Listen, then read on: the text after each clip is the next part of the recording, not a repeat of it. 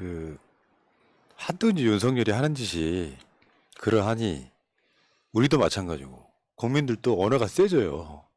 진짜 쌍욕 튀어나오는 거 있잖아요. 예. 그러니까 이제 채팅창 같은데 좀 그건들이 나옵니다. 음. 아, 그 정도로 그렇다는 거. 국민들 마음이. 자, 알겠습니다. 자, 시작해 보겠습니다. 오늘도 귀여우신 우리 프리티 정과 함께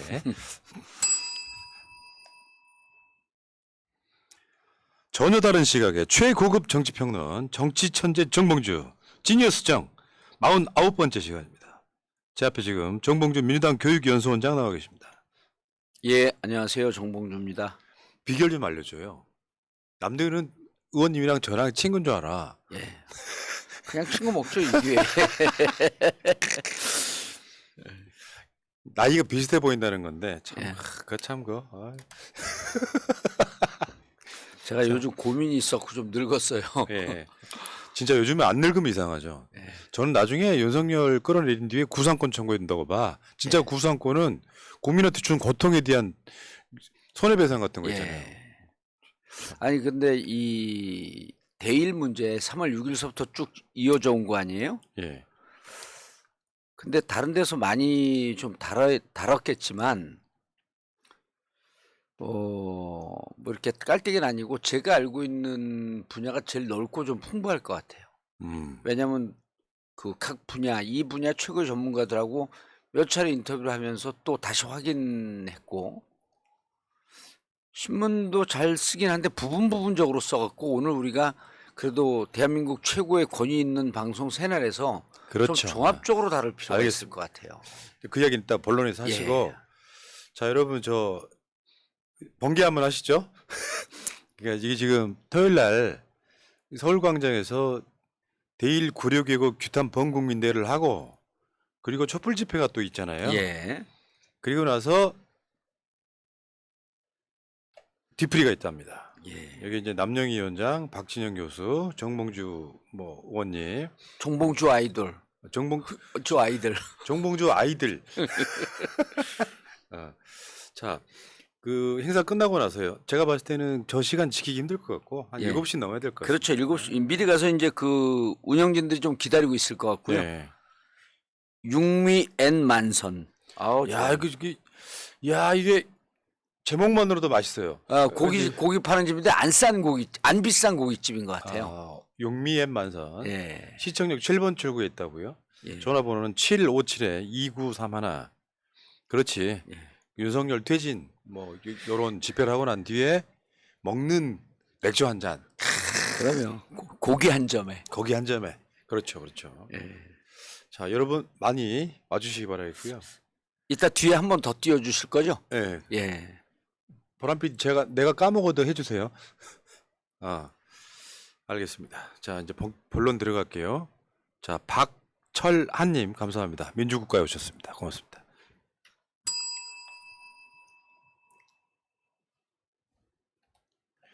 댓글창에 봉도사님 은근 중독. 은근 중독이랍니다. 감사합니다. 중독성 강하죠. 봉조홀릭이라고. 참. 자, 윤석열이 그러니까 상상을 초월하는 매국 외교를 한 거예요. 예. 전 이런 외교 처음 봤거든요. 의원님도 처음 보셨죠? 이제 정상회담 관련해서 정치권에서 고정된 표현들이 2개가 있어요. 네. 이제 뭐 몇 개 더 있지만 이제 사람들이 귀에 쏙쏙 들어오는 게 실패한 정상회담은 없다는 겁니다. 그렇죠. 서로 주고받는 게 있으니까. 예. 그리고 모든 정상회담은요. 사실은 내치용이에요. 그러니까 정상끼리 만나면 우리 대통령 나가서 잘한다. 폼 난다. 그렇기 때문에 우호적 감정이 생기기 때문에 2~3% 항상 지지율이 올라갑니다. 그래서 국내 코너에 몰리게 되면 정상회담을 만들어요. 이 대통령들이. 근데 그리고 또 하나는 뭐가 있냐면 그래서 실패한 정상회담은 없다. 그리고 정상회담은 51대 49의 게임이라 그래요. 그러면서 자국 국민한테 가서는 야 이번에 대등하게 한 것 같지만 우리가 51% 먹고 왔어. 우리가 이겼어. 그리고 또 그 상대방 국가 자기네 나라 갖고 51%야 우리가 이겼어. 저쪽은 49%야. 이렇게 아주 팥빙의 차이 때문에 애매모호하게 하면서 자국 정권 유지에 도움을 주는 역할을 하는데 이번 같은 경우는요 100대 0이에요. 100대 0.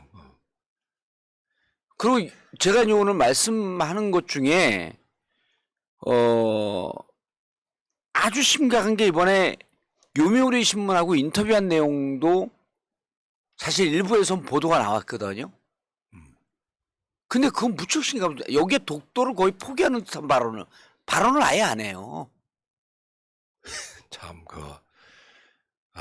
진짜. 그래서 이런 얘기는 얼마나 그렇게 가갖고 그 지소미아 그다음에 소부장 수출 규제 이런 등등은 표면적으로 드러난 건데요. 그걸 또 깊게 경제적으로 들어가 봐야 되고 뿐만 아니라 독도 문제를 어떻게 할 것이냐. 그리고 일본이 평화헌법을 부정하고 자위대가 한반도 유사시 한반도 군사작전에 한반도에서 군사행동을 할 수 있는 길을 열어놔요.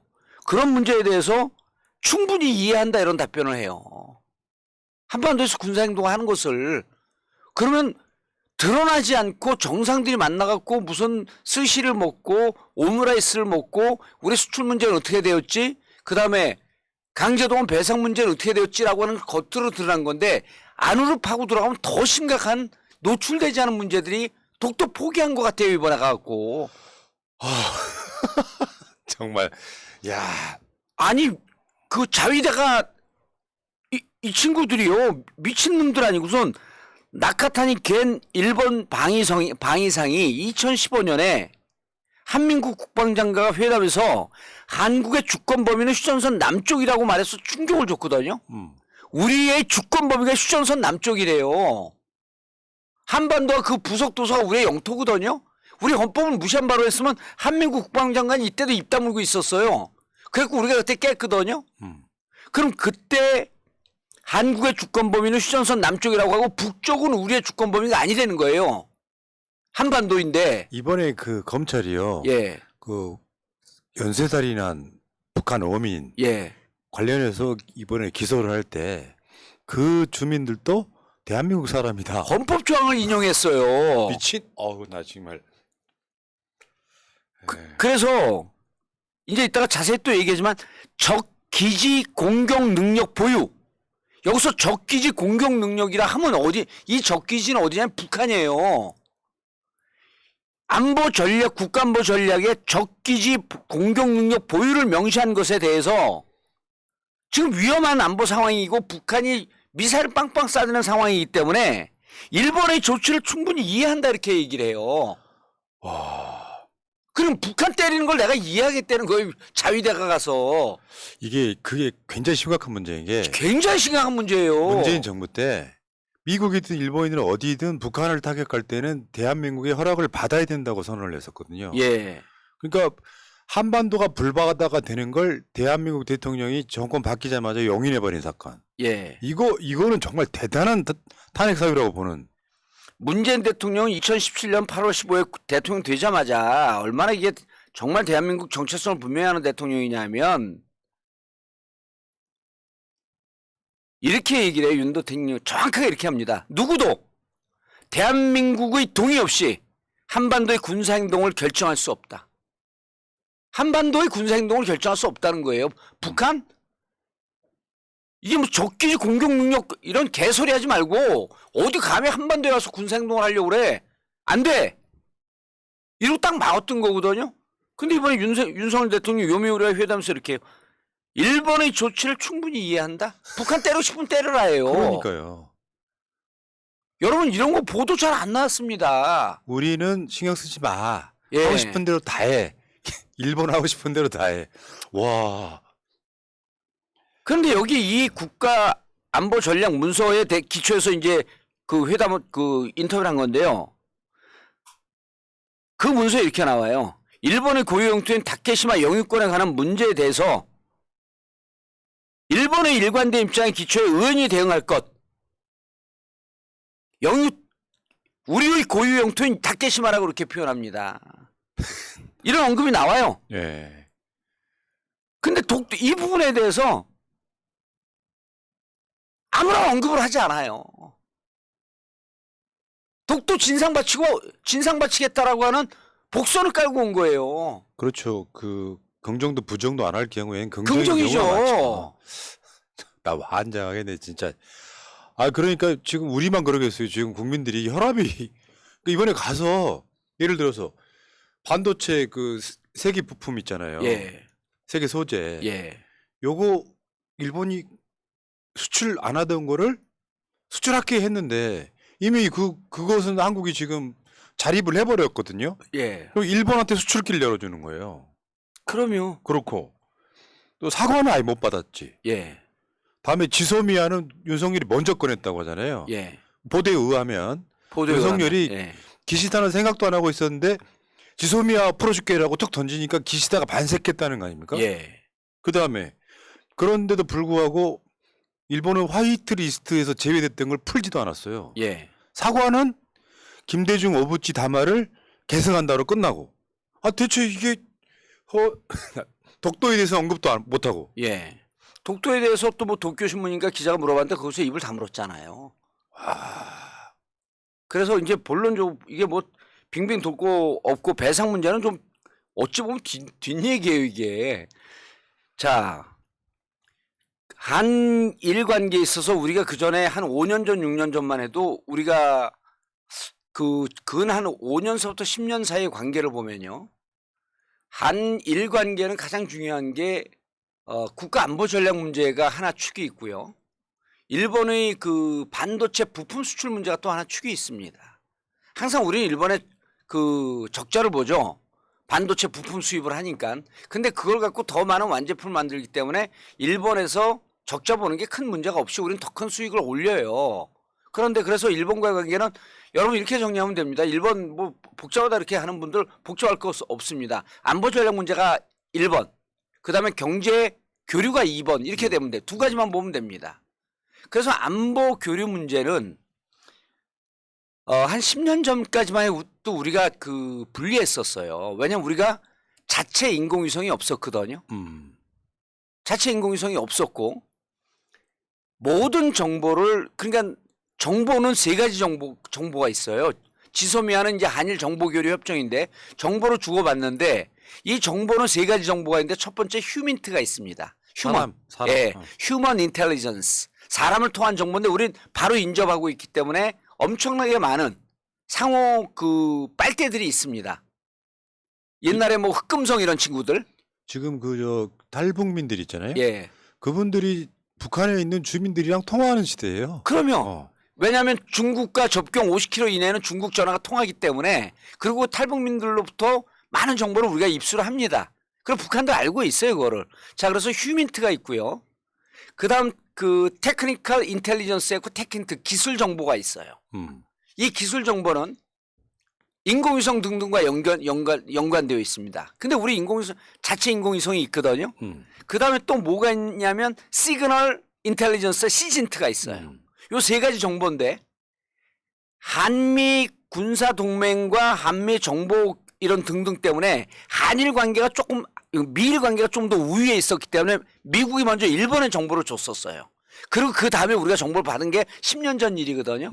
지금 한미 군사 동맹이나 한국의 기술력이 워낙 뛰어났기 때문에 자체 위성도 있고 그러니까 미국의 약간의 도움만 받으면 일본 수준의 정보를 즉각적으로 우리가 입수합니다.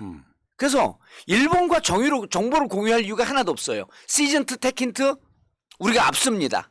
기술 정보, 시그널 정보 우리가 비슷해요. 하지만 휴민트 정보는 우리가 월등히 앞서요. 일본과 정보 교류를 해서 이득을 보는 건 일본밖에 없습니다. 우리 일방적으로 주는 관계예요, 이제는.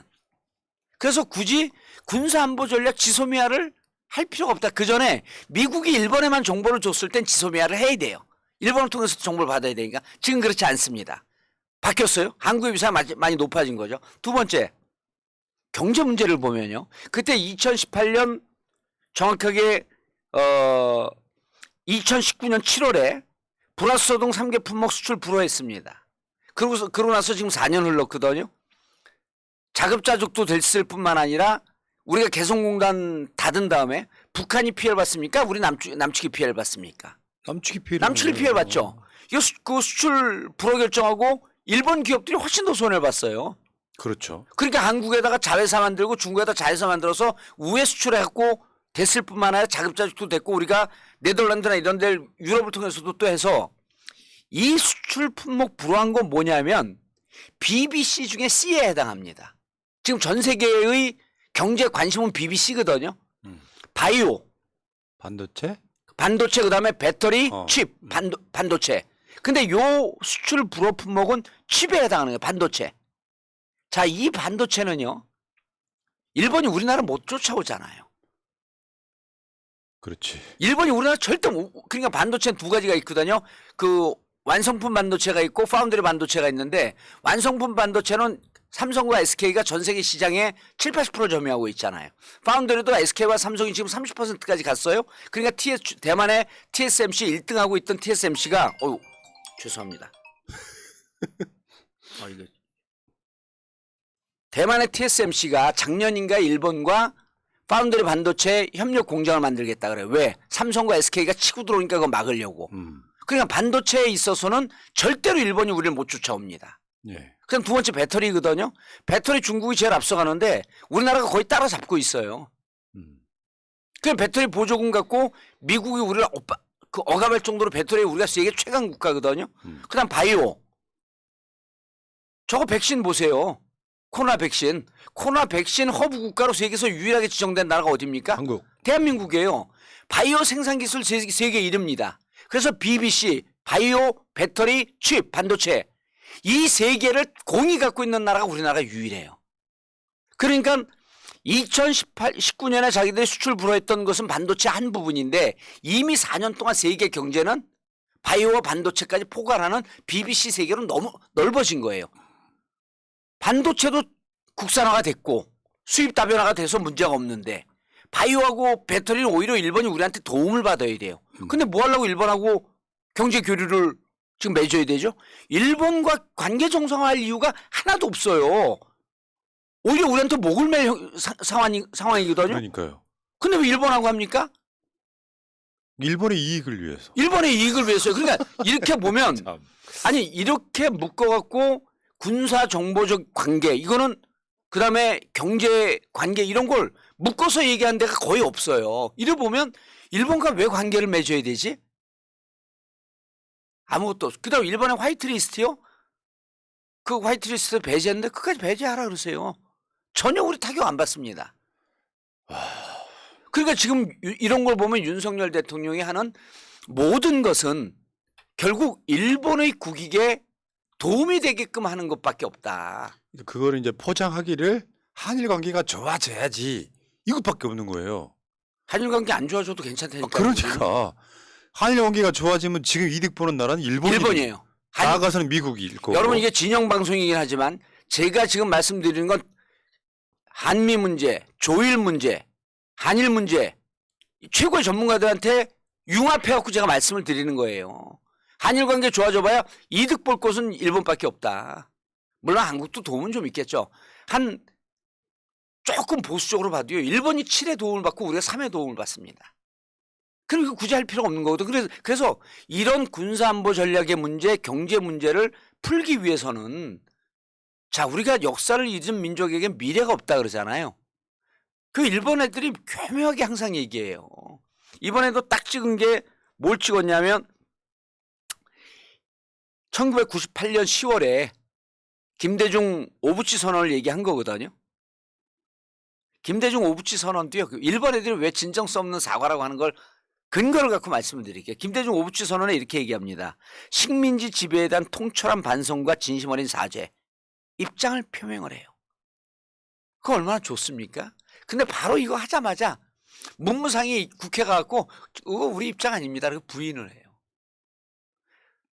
고노다마 있었죠. 무라야마 다마 있었죠. 다마 발표하면요. 해당 부처가 국회 가고 아닙니다. 그리고 바로 부인을 해요. 그러니까 오부치 김대중 대통령이 담화 이후에 예. 결국 아베가 들어서면서 다 뒤집혔잖아요. 그렇죠. 그리고 이거는 1988년이니까 몇 년 전이냐면 23년 전이에요. 그다음에 지난 25년 전이고요. 지난 20년 동안 아베는 정확하게 수정주의 역사관을 채택합니다. 수정주의 역사관은 뭐냐면 제국주의 침략 없었다. 고로 징용이라고 불리는 강제 동원 없었다. 제국주의 침략이 없었으니까요. 위안부 없었다. 이게 아베의 역사 인식이고 수정주의 역사관입니다. 이거는요. 지금 일본은 미국과 일본이 사이가 좋으니까 미국이 지금 가만히 있잖아요. 근데 미국의 사학자, 미국의 정치학자들은요. 아베 수정주의 뭐 기시다 내각의 수정주의 역사가 문제 있다고 지적하는 학자들이 무척 많아요. 왜 그러냐면 제국주의 침략이 없었는데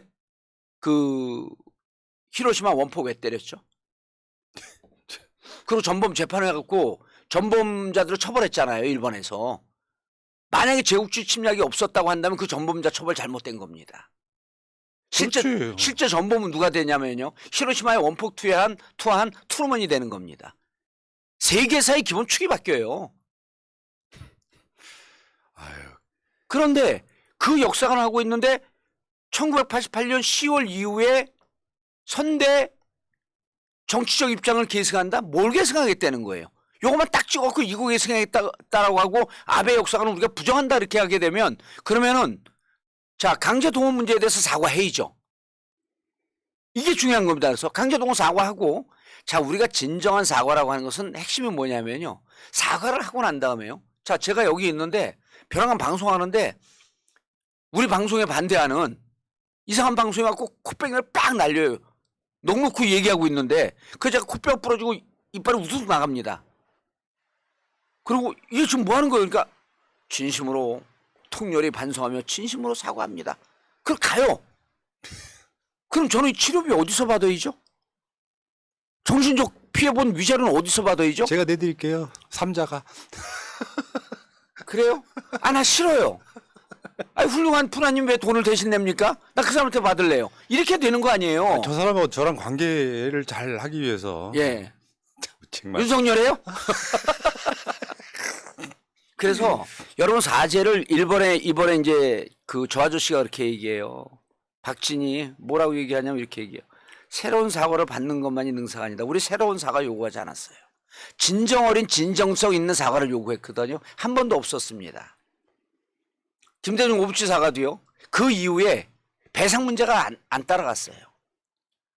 배상 문제가 있어야 됩니다. 사과 이후에. 즉 사과는 입으로만 하는 사과가 아니고 진심 어린 사과가 있었고 그 다음에 이 사과, 피해자, 사과라고 하는 것은 가해자였다라고 하는 걸 인정하는 거고 피해자가 있기 때문에 피해자에 대한 재산상의 복구, 심정적인 복구, 정신적인 피해 보상 이런 등등의 액션 플랜이 따라가야 됩니다. 하나도 없었잖아요. 그러니까요.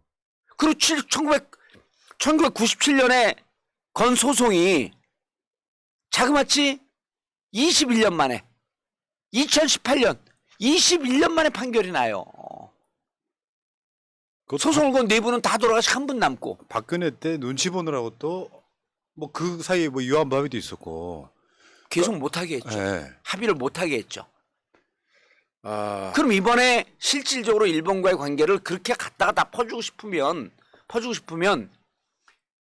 이런 우리나라 대법원 판결 2018년 10월에 났던 신일본 제철, 미쓰비시, 그 다음 달에 났던 미쓰비시 이런 부분에 대해서 배상을 하라 라고 하는 부분에 대해서 일본 가서 요청을 했었어야죠. 그러니까 윤석열이요. 이거는 내가 밀어붙였다. 내 아이디어다 그랬다 그랬는데 예. 실제로 저 전범 기업들 변호하는 김현장이 수년 전부터 했던 그렇죠. 대의 변제 그거예요. 그러니까 이것도 사실상 거짓말인 거고 지금 이번에 김대중 오부치 문구를 읽어달라고 계속 한국이 요구를 했대요. 예. 일본 끝까지 노했습니다. 사람 관계라는 게 그런 거거든요. 사과는 이번에 대통령실도 그런 얘기 했잖아요. 사과 한 번 받는 게 무슨 의미가 있냐. 웃기고 자빠졌는데 사람이 달라졌는데. 예. 그러면은 이 문제를 풀 때 사실 이게 한일 무역 전쟁 이전으로 돌아가겠다고 하는 건데 그 전에 아베가 해왔던 입장이라는 게 있기 때문에 한 번 더 확인해 보는 거예요. 니들 사과하고 있냐? 앞으로 전쟁 안 일으킨다는 약속 할 수 있겠냐? 예. 아니 근데 지금 일본은 기시다가 아베를 이어가지고 군국주의로 계속 가고 있는데 예. 그 한 번 더 확인을 받아 보는 거죠. 사과를 하게 되면 똑같은 일을 반복하지 않는다는 약속과 다름없는 것이거든요. 예. 이거 자체를 받지 않고 나서 무슨 한일 관계가 좋아졌다고 하는 소리는 정말 윤석열은 정말 대단한 사람 하나 나온 거예요. 그러고요, 이게 지금 저는 그 윤석열 대통령이 뭔가 대단한 착각을 하고 있는데 이게 지금 구상권 청구는 없을 것이다라고 얘기했잖아요. 그 이야기를 본인이 할 얘기야 그게? 아니 이거요. 진짜. 저는 잘했다고 생각을 해요. 왜냐하면 구상권 청구라고 하는 것은 대신 변제해주고 원래 변제 책임이 있는 사람한테 그 부분에 대해서 내가 대신 변제해줬으니 내가 변제해준 그 돈을 비용을 반환해 주시오 이렇게 청구하는 거거든요. 구상권 청구라고 하는 게. 그렇죠. 예를 들어 누가 싸워갖고 그 합의 봐야 되는데 그 싸운 사람 대신 제가 돈을 갚아주고 나중에 그 사람한테 야 내가 합의금 너 대신 줬으니 돌려줘. 자 그럼 구상권 청구의 주체가 누가 될까요? 제3자 변제하겠다는 그 민간 재단이 되는 겁니다. 그렇죠? 16개 기업이 들어갔고 대신 변제를 해줬고 그럼 그들이 일본 기업을 향해서 구상권 청구를 하는 거거든요. 근데 윤석열 대통령이 뭐라 했어요? 구상권 청구는 없다. 이거는요. 16개 기업을 조인트 까갖고 돈 내게 해서 묶어서 만든 민간 재단 법인이 사실은 내 꼬요 얘기한 거예요. 배임입니다, 근데. 이거는 법적은. 직접 뇌물이 됩니다. 왜냐하면 그 전에는 기업들이 모아서 돈을 내줘서 본인이 정치적 이익을 받은 거기 때문에 성남FC하고 구도가 똑같습니다. 그게 본인이 정치적 이익을 받기 때문에 제3자 뇌물죄였었거든요. 근데 졸지에 이게 어제 말 한마디로 인해서 이 재단은 K스포츠 재단이나 미르 재단하고 똑같이 되는 거예요. K스포츠 재단하고 미르 재단은요. 박근혜 뇌물죄에 적용이 됐습니다. 왜? 최순실이 주체이지만 최순실과 박근혜는 공동지갑이라 그랬어요. 경제공동체. 그런데 어제 윤석열 말 한마디로 이건 정부에서 구상권 청구하는 게 아니거든요. 왜 우리 정부가 변제한 게 아니니까 변제 누가 했습니까? 기업들이 했고 기업들이 묶인 그 재단 법인이 한 거거든요.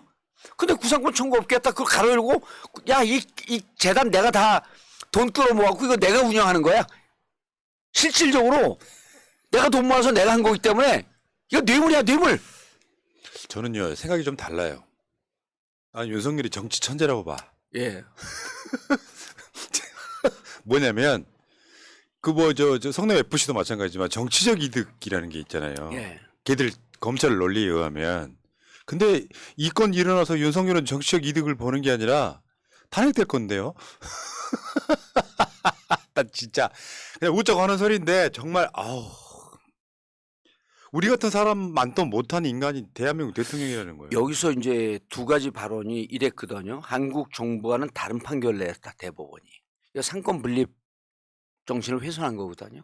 그게 탄핵 사유라고 지금 법학과 교수들, 법조인들이 다 들고 일어나는 상황 아니에요. 그거 탄핵 사유인 것 같아요. 저는 이제 잘 모르니까 그 부분은 탄핵 사유인 것 같고 그다음에 대법원 판결을 했잖아요. 그걸 왜 자꾸 부정을 하죠? 대법원이 그다음에 이분이요. 지금 진행되고 있는 상황을 잘 모르는 것 같아요. 어떻게 됐냐면 제3자 이거란 말이에요. 자, 변제를 해라. 신일본제처럼 미쓰비시한테 명령을 했어요. 근데 우리는 못하겠습니다. 그러니까 한국 기업이 나서서 누가 강제로 한국 기업을 모아요. 자, 그럼 니들이 우리가 대신 변제할게. 그럴 때 전제 조건은요. 피해자가 이 변제를 받겠다 그래야 돼요. 회유 작업하고 있다고 들었어요. 회유 안 됩니다. 왜 회유가 안 되냐면요. 이미 양금덕 할머니가 진행하고 있는 소송이 있어요.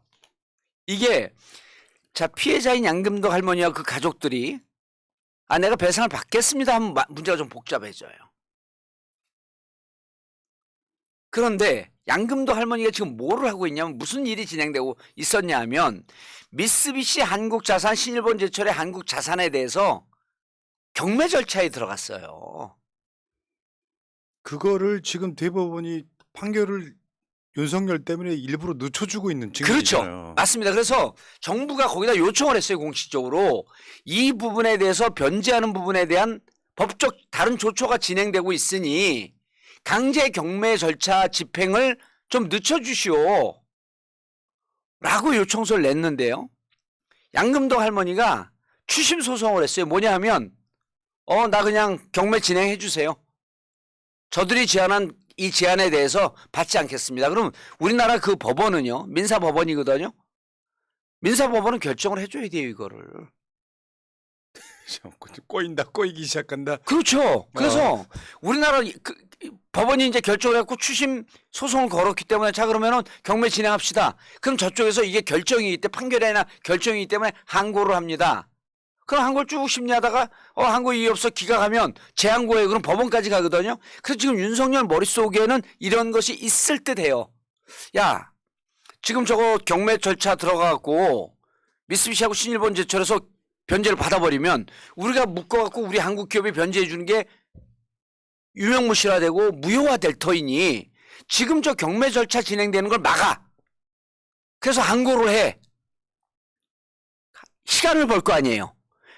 항고하고 재항고는 대법원에서 결정하는 거거든요. 시간을 벌고 난 다음에 올해가 지금 3년이죠. 그러면 7년 올해 대법원 대법관들이 바뀝니다. 막. 그런 머리를 쓰고 올해 있을 거다. 중순부터 막 바뀌어요. 그렇죠. 올해 중순 내년 쪽으로 했고 많이 바뀌어요. 그럼 대법관들을 바꿔놓고 야 우리가 재항고한 걸 받아주는 거예요.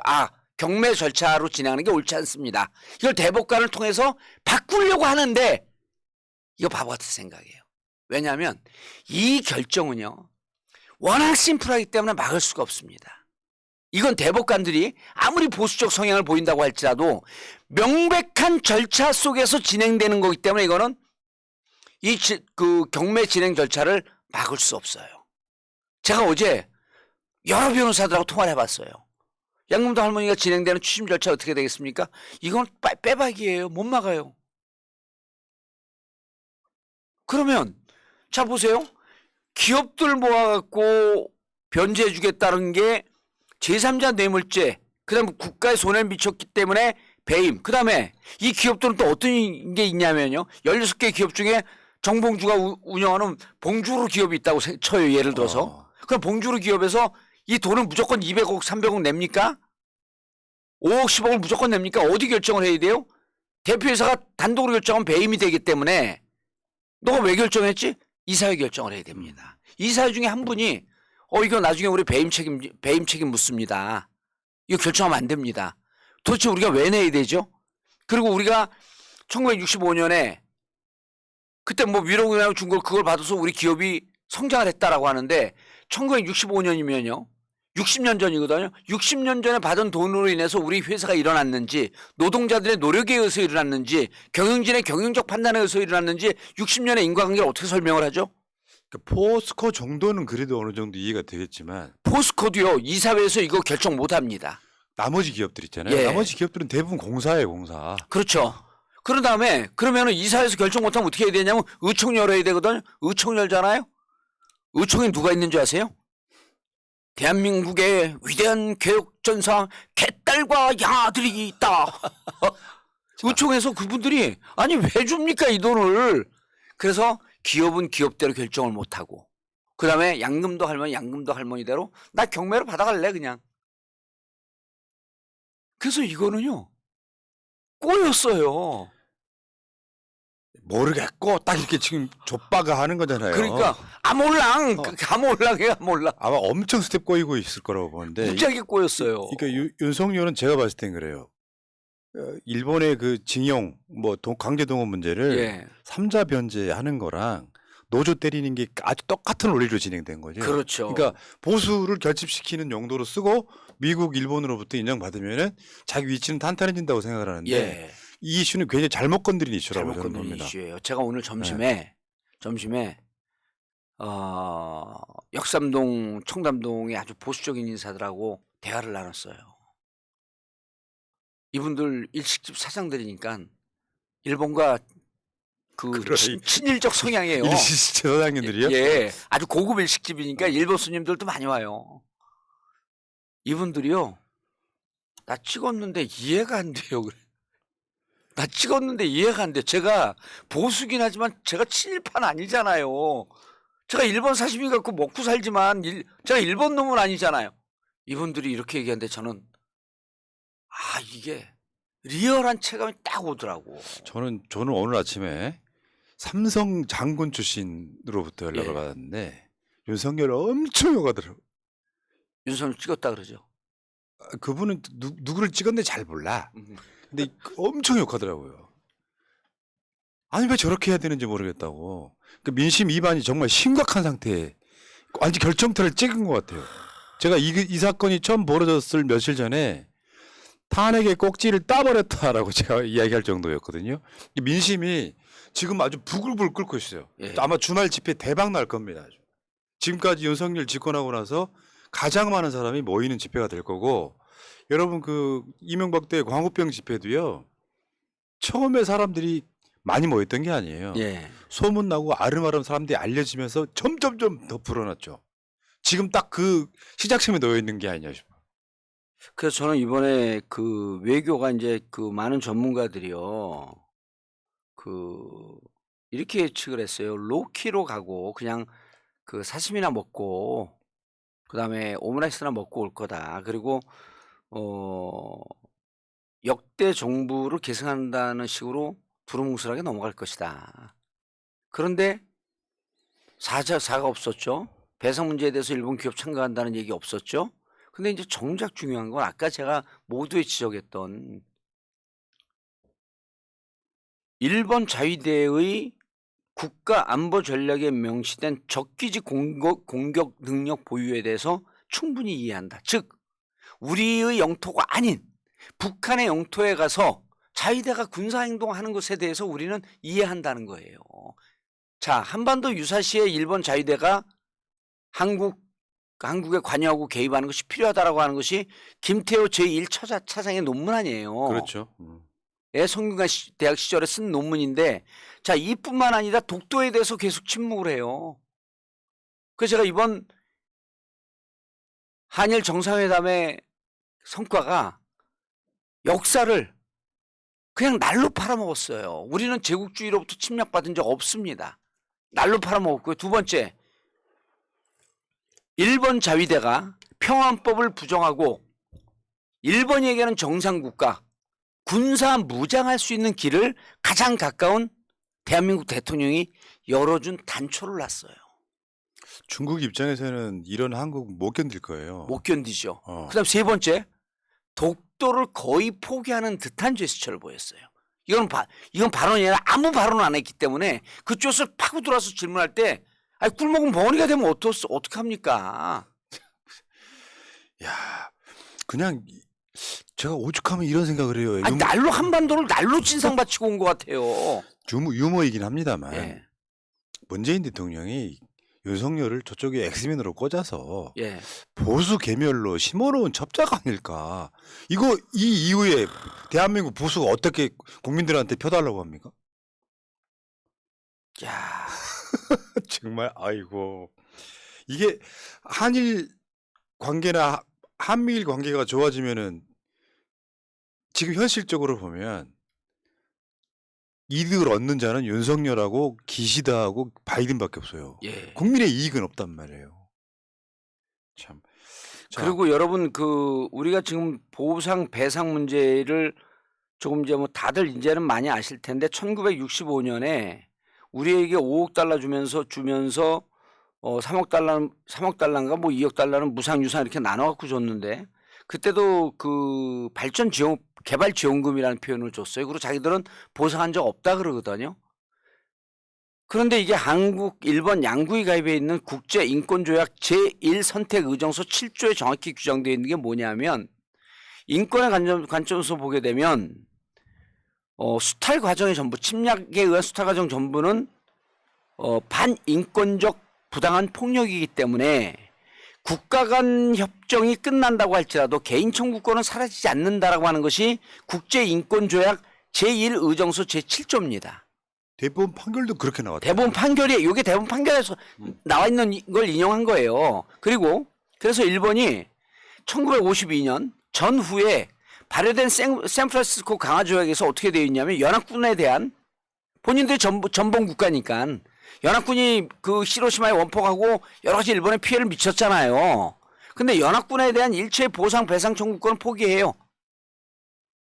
그리고 포기하고 난 다음에 이제 미국, 일본에 지원하면서 개발 그 복구 작업이 시작이 되는 거거든요. 청구권을 포기했는데, 자, 연합국입니다. 나라에 대한 청구권을 포기했는데, 이후 원폭 피해자들이 개인 청구권은 소멸되지 않았다고 판결을 해요. 그래서 어떤 전쟁이든지 간에 국가 간 보상 문제와 개인의 배상 청구권은 별개의 문제라고 하는 것이 이미 국제인권조약에 있습니다. 이거에 따라 갖고 우리나라 대법원은 2018년 10월 11월 신일본 제철 미쓰비시에 대해서 판결을 내린 거예요. 그렇기 때문에 우리의 배상 요구는 즉시 정상적인 겁니다. 전제가 일본 제국주의 침략이 있었다고 한다면, 그러니까 일본이 여기서 수정주의 역사가 이렇게 돼요. 우리는 한반도를 침략한 것이 아니라 이씨 왕조를 괴멸시켰다는 거예요. 부패한 이씨 왕조를. 그래서 정진석이나 윤석열이 갖고 있는 논리가 그거잖아요. 우리는 내부적으로 썩어서 망했다라고 그렇죠. 일본식 관점으로 지금 이야기하고 있죠. 그러면서 우리가 언제 일본하고 싸운 적이 있냐 이렇게 얘기하잖아요.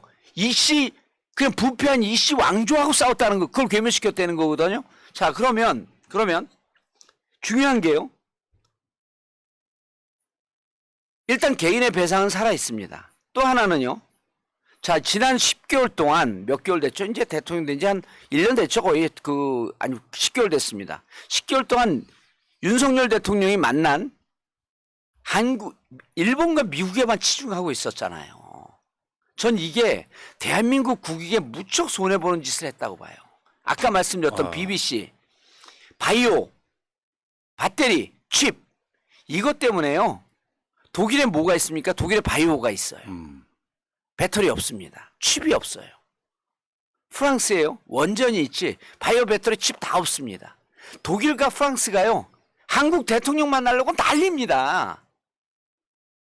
왜냐하면 이 사람들이 배터리 문제가 중국이 앞서지만 중국과는 경제협력을 하기에는 여러 가지로 불확실성 때문에 껄쩍지근한 거예요. 한국 경제 수준이 올라가 있고 G8 국가이고 하니까 BBC 갖고 한국 만나자. 영국도요. 한국 만나고 싶어 해요. 그러면 이 사람들을 만나서 실질적으로 우리가 수출이 반도체 중심으로 한 수출이 줄고 있는데 독일과 프랑스, 영국 등등 유럽의 굴지의 나라와 정상회담을 하면서 그들과 경제 교류 협력을 통해서 대한민국의 활로를 다른 각도로 모색을 해 나가는 게 우리가 살 길이거든요. 근데 어떻게 됐습니까? 미국이 배터리 보조금, 그 IRA 배터리 보조금 준다고 어쩐다 하고 있다가 지금 반도체 법안으로 다 한국을 다시 옥죄기하고 있어요. 이럴 때 영국과 손잡고 프랑스와 손잡고 독일과 손잡으면서 활로를 모색해 나가는 게 대통령의 역할이에요. 그러니까 지금 보면 아유, 진짜 정상회담 할 걸 안 하고 외교 빵점인 거예요. 완전 개판이죠. 개판이죠. 일방적으로 미국에만 줄 서버리면 망가지는 경제는 어떻게 하라고. 이번에 중국 관광객 단체 관광하는 거 있잖아요. 예, 한국 없잖아요. 한국만 안 풀었어요. 예. 중국은 이미 사실상 보복에 들어간 거예요. 보복에 들어갔죠. 그럼 대중무역시장가 더 많아질 거고 무역 격차는 계속될 거고 전체로 봤을 때 예. 또 관광객 같은 경우는 이제 경상수지 차원에서 보면 한국이 계속 손해를 보는 상태가 될 예. 텐데 사실 한국이라는 게 역사적으로 보면 뭐 다 아는 이야기지만 일본, 중국, 러시아, 미국 이 사이에서 적당하게 거리 유지하면서 실익을 취해왔던 외교를 완전히 막아버린 거잖아요. 예. 그러니까 요거는 제가 봤을 때 윤석열이 아까 오죽했으면 제가 뭐 문재인 대통령이 뭐 엑스맨. 그런 얘기를 했겠어요. 형식으로 이해가 안 되는 거고요. 김대중 대통령께서 실용주의 외교와 한국이 처한 형편에 대해서 무척 통탄하면서 이런 얘기를 했다고 하세요.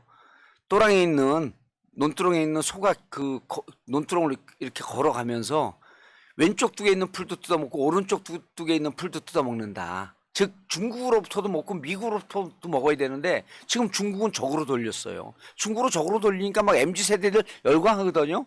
그 경제 팍팍 죽어가잖아요. 그 일본하고 사과 한마디 받지 않고 모든 걸 다 퍼줬잖아요. 다 퍼졌죠. 그거 중국이 받아들이는 건 굉장히 어려운 얘기예요. 왜냐하면 중국은 뭐 사회주의 국가이기도 하지만 예. 일본이라고 하는 나라를 어떻게 보면 정서적, 역사적으로는 벌레 취급하거든요. 근데 일본에 딱 줄 서가지고 한국이 막 쪼르르 달려가갖고 다 퍼주면 중국 입장에서는 뻘쭘해지는 거거든요. 아니 수출 문제 더 심각해질 것 같아요. 그리고 이제 마지막 하나가 지금 그 서울공항에서 그 이륙하기 전에 NSC 열어갖고 그 얘기 하잖아요. 북한의 도발을 용서하지 않겠다. 북한이 미사일 쏘니까요. 윤석열이 뭐라 그랬냐면은 한미일 공조를 강화해라. 예. 그게 해결책이에요. 근데 지금 북한이 너무 좋아갖고 춤을 추고 있답니다. 왜냐면 북한의 길은 미국과 관계 개선하면서 미국과 친하게 지냈는데 하노이 회담에서 깨져갖고 이제 그 관계는 없어졌거든요. 그럼 북한은 좀 적대적 관계가 유지되는 게 좋다는 거예요. 원래 그렇습니다. 예, 적대적 관계가 유지돼야지 핵미사를 갖고 있는 명분이 쓰는데 자기들이 적대적으로 하게 되면 국제사회 비난을 받을 건데 윤석열이 먼저 적으로 막 몰아. 그래서 우리가 수년 동안 욕했던 게 적대적 공생관계. 그래서 저는 윤석열이 친북 아닌가 싶어. 그렇게까지 그러겠죠? 자 민주당 이야기를 좀 해야 되니까 예. 어쨌건 저는 이 사건은요 단순하게 무슨 뭐 주 69시간 이런 차원의 문제가 아니라 굉장히 오래 갈 이슈예요. 예. 국민과 윤석열이 계속 부딪히는 최소 한 반년짜리 이슈는 된다고 보거든요. 윤석열이 진짜 본인의 위치를 제대로 스스로 흔들어버린 꼭지를 따버린 사건. 이게 어떻게 될지 앞으로 전망 한번 해주십시오. 저는 민주당 정말 잘해야 된다고 보는데요. 네. 민주당이 이렇게 지금 우리가 얘기한 것 오늘 얘기한 것만도 복잡하잖아요. 그래서 일본에서 뭐 퍼주다라고 하는 거 하지 말고 우리나라에서 법적 문제가 되는 것을 깔끔하게 정리해서 물고 늘어져야 될 것 같아요. 대법원 판결 뒤집는 것. 그 다음에 제3기업들 모아서 제3자 변제에 대한 거. 이것의 적법성을 따져야 돼요. 그리고 마지막에 제가 오늘 말씀드렸던 구상권 청구는 없겠다. 당신 무슨 자격으로 그런 얘기를 했냐. 그러네. 요 세 가지만 법적으로 물고 늘어지면 전문가들 많거든요. 외교 전문가들 있고 법률가들 많잖아요. 이것은 탄핵 소추 요건이 된다. 그래서 저는 민주당이 이번에 한일 문제 이렇게 개판 친 걸 갖고 지금이라도 또 탄핵 얘기 안 하잖아요. 예를 들어 탄핵하자가 아니에요. 이건 된다. 헌법 정신의 탄핵 소추의 요건이 되기 때문에 민주당은 탄핵 소추 발의하겠다. 안 되더라도요. 그걸 갖고 압박을 해야 되는 겁니다. 그 다음에 법원에다가 또 뭘 압박해야 되냐면요. 한국자산 취심 소송하고 있잖아요. 법원은 이 부분에 대해서 신속한 결정을 내라고 사법부의 양심을 존중한다. 이렇게 법원에 힘을 실어줘야 돼요. 알겠습니다. 자, 탄핵의 동굴로 스스로 기어 들어갔어요. 예, 기 들어갔어요. 거기 폭탄 하나 넣어드리면 됩니다. 아니 그래서 보통 이제 우리 MZ 세대 파티에 보면 생일 축하합니다. 그럼 자기가 막 은가루 뿌리잖아요. 한일 정상회담 축하합니다. 그러니까 막 탄핵가루 막 뿌려 자기가. 나 도저히 이런 사람은 도저히 이해를 할 수가 없어가지고. 자, 알겠습니다. 매국이 전국에 미칠 영향이었습니다. 예. 지금 이재명 대표 사퇴 주장은 사실상 이제 거의 뭐 들어갔다고 봐야 되겠죠. 예. 뭐 한두 사람 제외하고 나면 그러니까 단일 대오로 지금 뭉치고 있어요. 그러니까 저는 그렇게 봐요. 애초에 이재명 대표 체포 동의안에 찬성했던 사람 정말 극소수를 제외하고 나면 나머지 사람들은 진짜 이게 공천 문제 관련한 또는 뭐 당직 인선 관련한 불만 노출이었다라는 생각이 들기도 하고 예. 또 다른 측면에서 보면 잘 생각해 보니 새날 방송에서 정봉주 의원 이야기를 들어보니 이재명 대표가 물러나면 총선 지겠구나라고 하는 생각이 그렇게 만들고 있지 않겠느냐라고 그렇죠. 하면 조심스럽게. 예. 그리고 참고로 당원 당규를 좀 분석을 해보면 되는데 의원들이 당원 당규를 모릅니다. 당원 당규에는요, 그 국힘은 자녀 임기가 6개월 남으면은 그 비상전대 그 전당대회를 치르고요. 민주당은 자녀 임기가 8개월 남아야 됩니다. 그리고 대표가 사표를 하면요, 무조건적으로 원내대표가 비대위원장을 하게 돼 있어요. 저번에 저 윤호중처럼. 예, 딱 그렇게 돼 있습니다. 당원 당규가. 그리고 2개월을 못 넘겨 2개월 안에 원포인트 전당대회를 해야 돼요. 그러면 두 가지 길이 있습니다. 자, 최고위원들이 우리도 책임을 지고 사표하겠다고 하게 되면 최고위원들까지 다 같이 뽑아야 돼요. 근데 지금 최고위원들은 그럴 생각이 없거든요. 그럴 생각이 없습니다. 근데 그 중에 한 명 정도가 사퇴한다? 그거는 우리 당원 당규상에 없어요. 그건 중앙이 의결을 하면 됩니다. 그래서 당대표는 전당대회에서 뽑고 최고위원 한 명 정도는 중앙위원회에서 뽑으면 되는 거예요. 이게 이낙연의 유산이죠.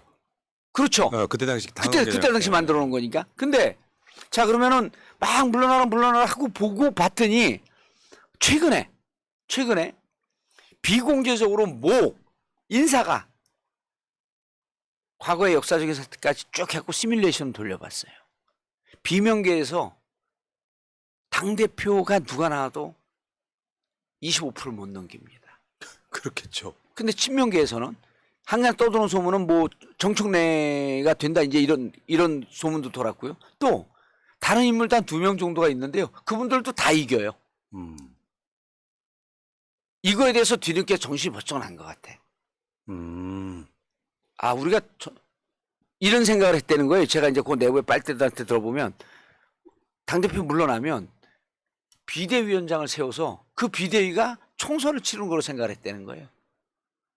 그리고 그 비대위원장으로 염두에 두고 있었던 게 이낙연 대표. 야, 그러니까 깜찍해요. 민주당 내 법도 모르는 거네. 안 읽어본 거예요. 진짜로 안 읽어봐요. 그리고 참고로 의원들 당원 당규 잘 모릅니다. 그래서 제가 이번에 당직자들한테 지시했어요. 확인해봐라. 제 말이 지금 맞습니다. 그리고 당대표하고 최고위원들의 임기는 분리돼 있어요. 포지션이 분리가 되어 있기 때문에 당대표 그만둔다고 최고위원 같이 그만두는 거 아닙니다. 최고위원 5분들 그냥 있어요. 1명 정도 그만두면요. 중앙위에서 중앙위 한 600-700명 놓고 거기서 뽑습니다. 당대표는 원포인트 전당대회를 뽑고 원포인트 전당대회요? 간단합니다. 온라인 투표하면 하루 만에 뽑아요. 이제 그런 거죠. 나폴레옹이 이제 정벌을 나가다가 예. 높은 산에 올라갔는데 이 산이 아닌가 봐요. 이렇게 된 측면이 분명히 있는 것 같고요. 근데 예. 아직도 지금 뭐 이상민, 조홍천 등은 사퇴를 주장을 해요. 예. 이유가 뭐예요, 그? 이해가 안 가서. 아, 그건 관종이라고 보시면 됩니다. 언론이 막 써주니까. 아, 사퇴를 하게 되면 일단 언론 기사가 나오니까요. 두 분 다, 이거 제 뇌피셜입니다. 추정입니다. 저는 정보와 뇌피셜을 부정하니까 두 분 다 심각한 피해망상 강박증에 시달리고 있지 않을까. 공천을 못 받을 것 같은. 그러니까 무언가 자꾸 노출돼서 자꾸 국민들에게 나를 알리고 이래야지만 내가 다음 공천에서도 살아남는다라고 하는 3단계 과대망상 논법이거든요, 이게. 나는 자칫하면 죽지 않기 위해서 관종이 돼야 돼. 관종이 되면 나는 총선에서 살아남. 3단계 망상 논법이에요, 이게. 인지도 올리기 작전인데. 예, 인지도 올리는 거죠. 근데 그러다 보면 이럴 수가 있거든요. 좀 지명도가 비슷한 사람이 그 지역구로 경선 들어가면 예. 위험해질 수도 있어요. 위험해지죠. 자, 뭐 그건 넘어가시고 예. 지금 민주당 공천 TF를 비명계 위주로 예. 구성을 했더라고요. 예. 그 이유는 이거죠. 이재명 대표가 공천 장난치거나 공천 학살하지 않겠다라고 하는 것을 구두로 여러 차례 얘기했는데 그분들이 안 믿는 거예요. 그럼 민주당은 당원 당규상의 시스템 공천이 있거든요. 아니 누가 들어가고 공천 TF에 이제 이게 공천 TF 있다가 공천에 대한 룰을 쭉 만든 다음에 그럼 공심위 이제 선거인별에서 공심위로 넘어가지 않습니까? 선대위도 꾸리고 이제 공심위로 넘어가는데 공심위로 넘어갈 때는 이 비명계도 일부 들어가고 친명계도 들어가고 이렇게 좀 잘 조합을 할 거예요. 근데 이분들이 자기들 살 구조를 인위적으로 못 만들어요. 그렇겠죠. 이분들이 죽을 구조를 친명 쪽에서 인위적으로 또 못 만들어요. 민주당이 이렇게 시스템화된 정당이에요. 그런데 왜 이 사람들 노냐? 당신들이 자꾸만 불안해하니 심리적 안정감을 주기 위해서 넣은 거예요. 9대 2라고 하더라고요. 예. 비명 9, 예. 친명 2 이렇게. 예. 구대기요? 9대 2. 구대기로 그러니까 그런 정도 돼서 예. 저는 그 핵심 중에 하나가 저번에 우리가 얘기했던 컷오프냐 감점이냐 예. 이런 부분을 아주 디테일하게 그런 걸 빼놓고 나면 별것이 없어요. 감점 컷오프 그 두 개가 핵심이에요. 그다음 감점 컷오프인데 또 평가제도입니다. 평가제도를 전당원 평가 50%, 그 다면 평가, 의원들 사이 다면 평가 50% 이런 걸 어떻게 조율할 거냐. 요게 이상적인 아니거든요. 요거만 조율하면 됩니다. 다른 거 없어요. 그리고 그러니까 권리당원 힘이 세졌다는 게 예. 이런 거를 통과시킬 때 권리당원 투표 50, 예. 중앙위원 투표 50 이렇게 이제 돼 있더라고요. 그러니까 권리당원들이 봤을 때 이건 말도 안 되는 법이야 생각하면 통과가 안 될 수 있는 거죠. 그러면 권리당원들이 이제 민주당 진짜 주인 됐어요. 예. 자, 근데 최근에 또 민주당 지지율이 급상승하고 있어요. 아, 이거는 진짜 민주당이 이제 대한민국 그 정치를 시세말로 자살골 정치. 그다음에 이제 방송용으로 자책골 정치 이렇게 얘기하거든요. 내가 잘해서 골을 넣는 경우가 이기는 경우가 잘 없어요. 상대방이 자살골을 넣어서 이기는 경우거든요. 지금 상대방이 자살골을 한꺼번에 한 7, 8골을 넣잖아요. 그때 민주당이 지금은 제가 아까도 말씀드렸지만 민주당이 정신을 차려야 돼요. 국민들이 이런 거거든요. 제 친구들이 이런 얘기를 해요. 보수일지언정 친일을 하기 싫다예요. 보수는 한다. 근데 어떻게 나더러 친일을 하라 그러냐. 그래서 그래. 그래서 내가 이제 농담으로 해. 야, 너 토착 외구당이다. 내가 오늘 방송에서 김현정 뉴스쇼에서 그랬어요. 내가 토착 외구당이라고 비판할 수도 없고. 김영남 아주 나 토착 외구당이라는 비판을 받고 있는 겁니다. 그러니까 나는 뭐 그런 얘기 하고 싶지 않지만 그러고 이제 싹 빠져나갔는데 이런 거거든요. 지금 보수 진영에서도 보수를 찍을지언정 친일을 할 수 없다. 민족적 정체성을 잃지 않고 싶다는 거거든요. 그런데 그럼 지금 이렇게 나라를 팔아먹고 독도를 팔아먹고 일본 자위대의 한반도 주둔 한반도에서의 군사작전을 허용하고 역사를 완전히 갈갈이 찢어놓는 이런 행태에 대해서 국민적 분노를 정확하게 받아내는 그런 이후의 액션 플랜이 민주당이 없잖아요. 다시 지지율 떨어져요. 맞습니다. 그러니까 민주당에 대해서 해달라고 하는 기대치가 분명히 있을 거고. 그러면 이재명 대표의 사법 리스크라는 거 완전히 사라졌다는 그런 분위기가 있고요. 그래서 우리는 친일이 아니고 여러분들이 보수일지언정 민족적인 정체성으로는 하나가 되자라고 하는 것을 던지면요.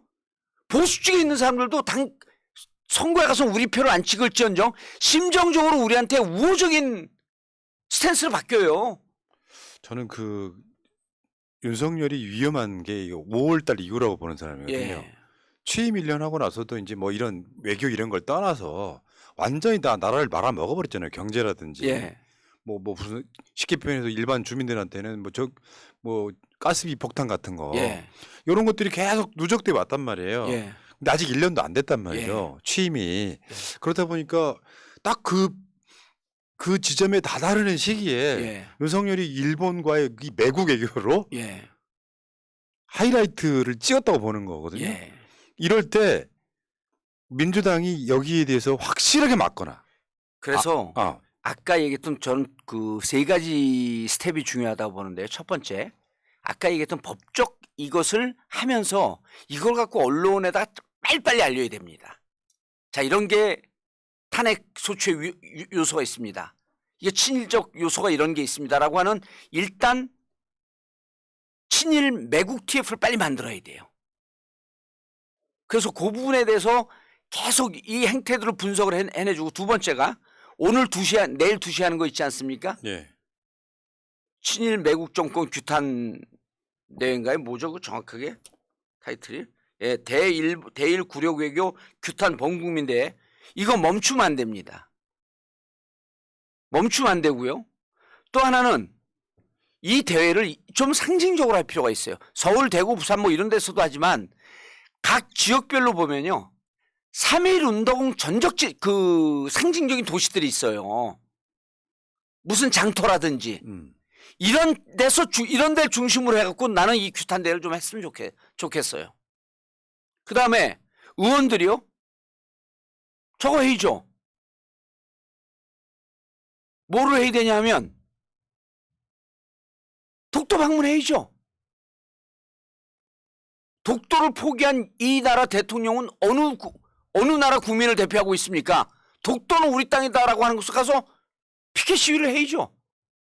그렇지. 여기저기서 막 계속해서. 그러면 이게 우리가 박근혜 탄핵 시켜보고 3.1 운동 아원의 장터인가요? 어디죠? 그 무슨 이름도 잊어먹어서 그런 데 갖고 하는 겁니다. 이게 한일 투쟁을 우리가. 그래서 계속 이슈가 돼야 되지. 예. 사람들이 이를테면 이런 거예요. 사람들이 이런 상황에서도 민주당이 안 모이거나 뭐 이런 식으로 이렇게 본인들 회의만 하는 걸로 끝나버리면 예. 국민들 자체가 안 모입니다. 이거 나서면 안 되는 모양이다라고. 근데 자꾸 국민들한테 다가가가지고 그 국민들한테 이건 말도 안 됩니다라고 주장을 여러 번 하다 보면 사람들이 거기에 대해서 동조를 하게 되고 그 과정을 거치면서 윤석열은 저는 쓰러져 간다고 보는. 그렇죠. 또 하나 좋은 방법 얘기해 줄게요. 컬처가 소프트 파워가 제일 무섭거든요. 가장 최근에 방영됐던 영웅 있잖아요. 안중근 의사의 안중근 의사의 뮤지컬 영화 있어요. 그거 국회에서요. 앞으로 한 달 동안 트세요. 영웅. 예, 영웅 영화. 네. 그래갖고 우리 국민들에게 그거 다 보러 오세요. 그래갖고 영화 시작하기 전에 피켓팅 한번 하고 끝나고 또 피켓팅 한번 하고 작지만 이런 다양한 각도에서 민족적 정체성을 끌어올릴 수 있는 이런 이벤트들을 해줘야 된다는 겁니다. 그리고 야 니네 맨날 그 쇼만 하냐? 이런 얘기 들을 수 있으니까 법적 조치, 그렇지. 실효적 조치. 실효적 조치. 아. 그다음에 아까 얘기했던 그 추심 어디 있습니까? 그 양금덕 할머니 미십시 한국자산 추심 소송에 대해서 대법원에다가 신속하게 각 법원에다가 민사법원에 법정에다가 신속하게 처리해라. 그럼 미십시 한국 자산 있잖아요. 거기 지금 경매 들어가고 있잖아요. 그 앞에 가고 피켓팅 시위 또 하는 겁니다. 이번에 배상하라. 이번에 보니까 현금 자산이 있더라고요. 현금 자산 있어요? 그것도 한국 법인이야. 일본 법인도 아니에요. 추심하기 좋아요.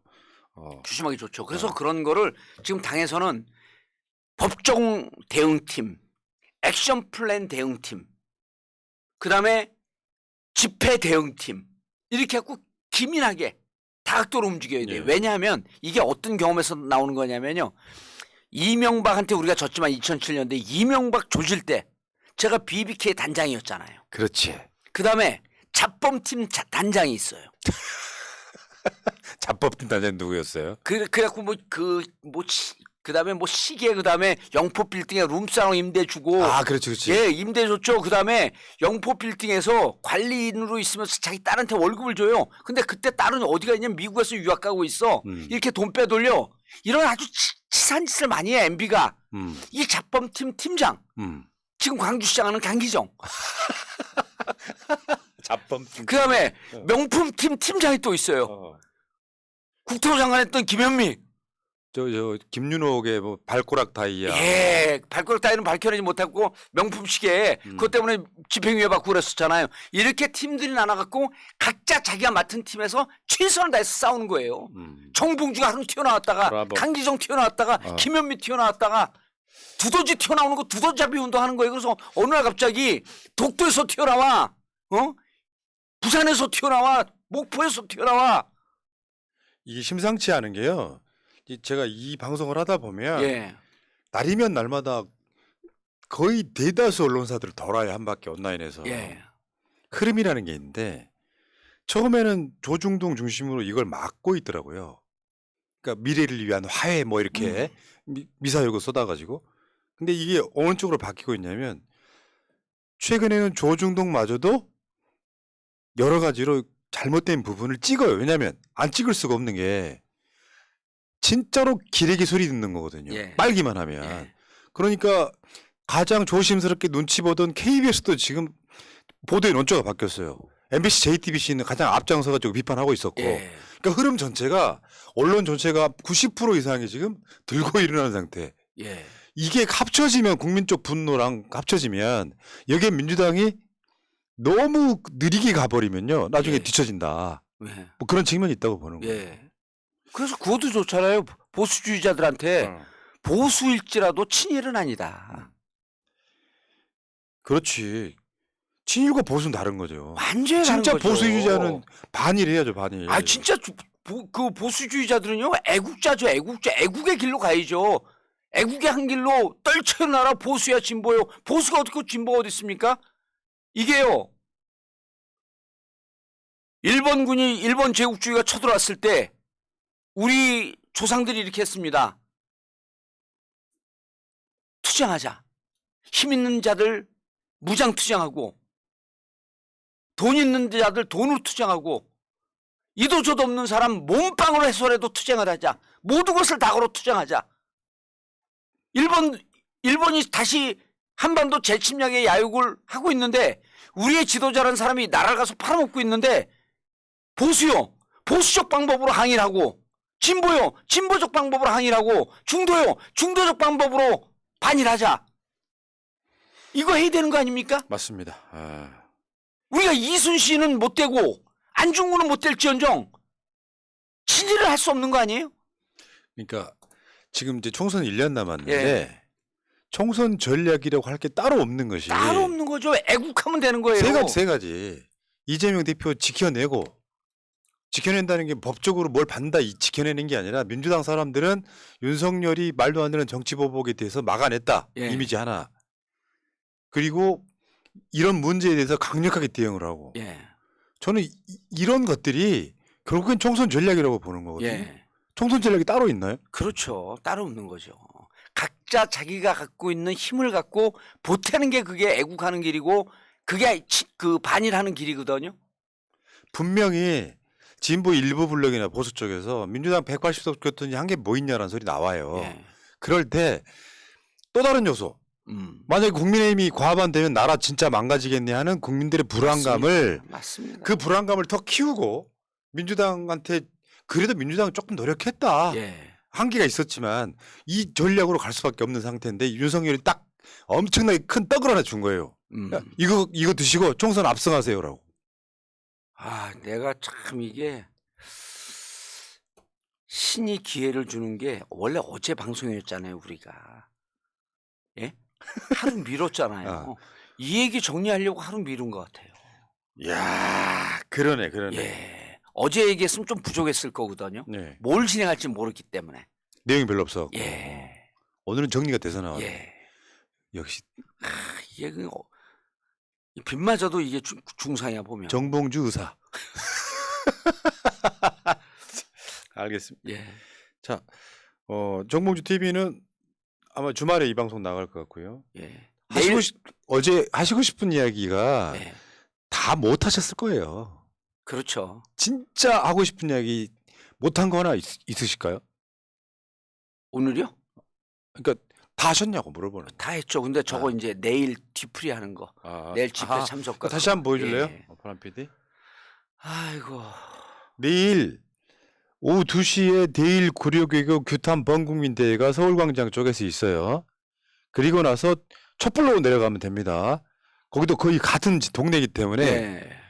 사실 거기 앉으면 자리만 뒤로 돌면 될 거예요. 아마. 예. 그 다음에 대략적으로 오후 4시에 시작한다 그러지만 민주당 집회가 오후 4시 안에 끝나기 힘들 거예요. 딜레이가 될 겁니다. 그러면은 집회 후 뒤풀이 공지가 지금 6시 30분으로 되어 있지만 7시 정도면 되지 않을까. 예. 늦더라도 모이시면 됩니다. 뭐 늦더라도 오시면 되는 거니까요. 장소는 옥미엔 만선? 예. 이름 참 어렵다. 예. 육미엔 만선. 육미 N 만선. 시청역 7번 출구 나오셔가지고 검색해 보시면 대략 나올 거예요. 예. 저기 가면 이제 또 먹고 막 회비들 모으고 막 이래요. 재밌어요. 그리고 또 저기 가면 자칭 지식인이라는 이 박진영 얼마나 잘난 척하겠어요. 요즘 아주 까부는 꼴에 귀여워 죽겠어. 예? 남영열차님은 엄청 성숙했고. 정봉주의 아이들. 정봉주 와가 아니야. 정봉주의 한미일 관계. 참. 자, 알겠습니다. 고생하셨고요. 예. 김영동님, 막대기님, 하영미님, 인생무상님, 푸른늑대님, 구은진님, PYH님 감사하다는 말씀드리고 자, 새날은 이따가 한 30분에 다시 올게요. 의원님은 다음 주에 아니다. 주말에 뵙겠습니다. 고맙습니다. 예, 감사합니다. 민주주의 평화 통일 다 죽어간다. 이대로는 놔둘 수 없다. 자, 다시 한번 해보는 거야. 자, 다시 한번 싸우는 거야. 자, 손 맞잡고 어깨를 걸고 우리 함께 이기는 거야. 자, 다시 한번 해보는 거야. 자, 다시 한번 싸우는 거야. 자, 손 맞잡고 어깨를 걸고 우리 함께 이기는 거야. 자, 다시 한번 해보는 거야. 자, 다시 한번 싸우는 거야. 자, 손 맞잡고 어깨를 걸고 우리 함께 이기는 거야. 자, 다시 한번 해보는 거야. 자, 다시 한번 싸우는 거야. 자, 손 맞잡고